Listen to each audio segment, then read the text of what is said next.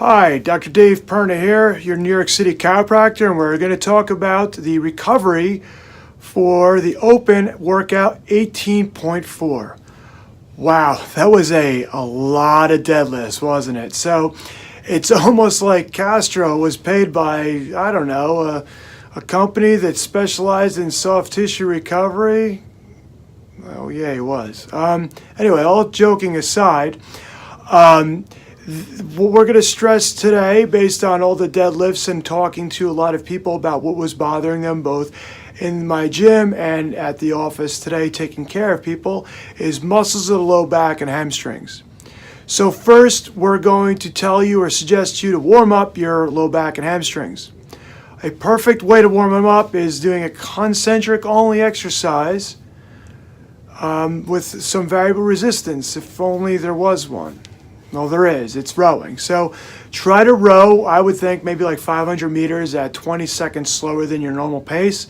Well, again, we're not trying to kill it. We're just trying to warm up those muscles prior to doing some active mobility exercises that we're about to show you.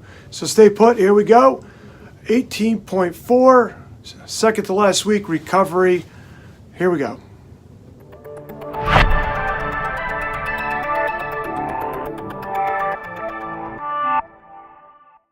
First exercise I'm going to recommend you do after rowing is walking deadlifts. Really get a stretch with each reach forward with your legs straight and pull up with that hamstring. Let's really activate those hamstrings. You should feel this. Try to go down as far as you feel comfortable and pull up with the hamstring.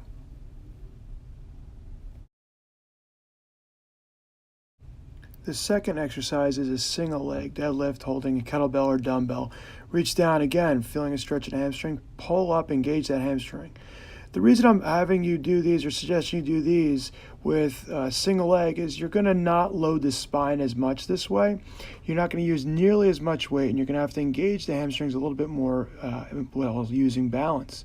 This will put less pressure on the spine, not to deal with some heavy lifts in an exhausted state, which is leaving them susceptible for injury.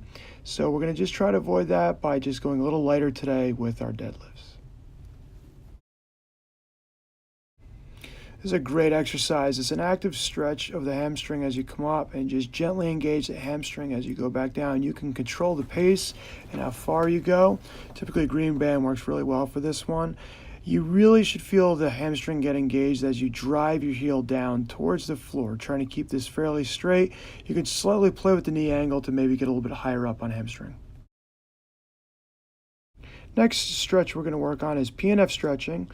What we're going to do is use the edge of a door or the rig in your gym. You're going to gently push with your heel against the door or the rig for about a 10 count, and then as soon as you're done, you let off, you pull on the band. This will actually increase your range of motion stretching more than static stretching alone. Give it a try.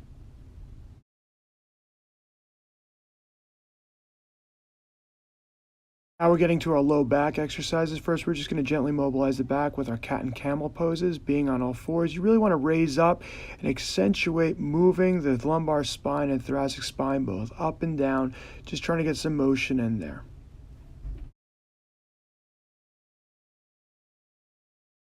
For our next exercise, we're going to sit back on our heels and gently walk our arms over left and right, stretching out the opposite QL.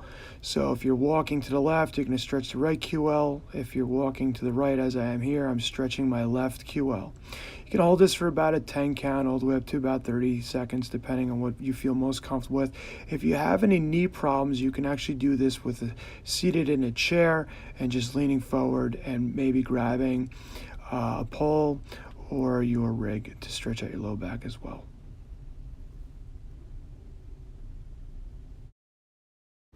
Next, we're going to do a hurdle type stretch, but notice how I'm more leaning to the right than leaning forward. This will hit the QLs better in the low back, and if you raise your hand up, you'll take your lats, you'll stretch those, and you'll gently pull on your low back as well.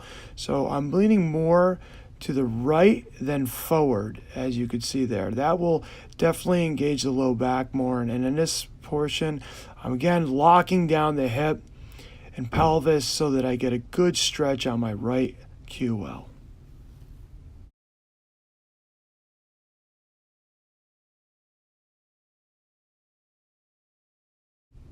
This next stretch also takes advantage of locking down the pelvis. So you'll notice that my left leg is on the bottom and my right leg is used to lock down my left leg so my pelvis doesn't move and only my lumbar spine will move. I'm again reaching to the right. That's going to stretch out the left QLs. Now, if I reach to the right in the same position, it conveniently enough will stretch out the upper glutes on the right side.